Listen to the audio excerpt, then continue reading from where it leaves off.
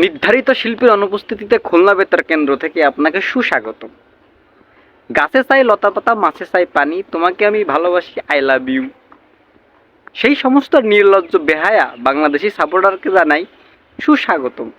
যে যারা জানে যে আজকে আমরা কোনোদিন ইন্ডিয়ার সাথে জিততে পারবো না, কিন্তু সব লজ্জা ঘৃণা ফেলাই দিয়ে তারপরে টিভির সামনে যেয়ে বাংলাদেশের খেলা দেখে, সেই সমস্ত বেহায়া নির্লজ্জ বাংলাদেশি সাপোর্টারদের ঈদ মোবারক, সুস্বাগত।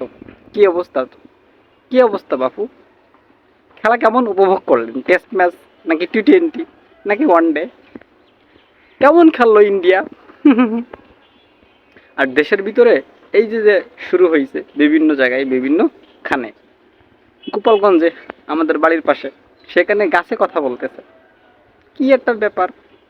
মাছে চাই পানি আর গাছে চাই লতা পাতা। সেই গাছ লতা পাতা না চায় এখন কি সে মানুষের সাথে বাতচিত করতেছে, মানুষের সাথে কি আলাপচিত করতেছে, মানুষের সাথে কথা বলতেছে, বিভিন্ন ধরনের সালাম কালাম বিনিময় করতেছে, মানুষের সাথে কি কথা বলতেছে।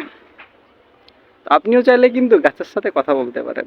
আপনিও কি গাছের কাছে যাই আপনার মনের আবেগ, মনের কথা বলতে পারেন যে ভাই, ভাই না বোন সেটাও তো জানি না, আপনিও চাইলে গাছের সাথে কথা বলতে পারেন। আর ইন্ডিয়ার ম্যাচ না দেখে গাছের সাথে যাই কথা বলেন, সেটাই অনেক ভালো হবে।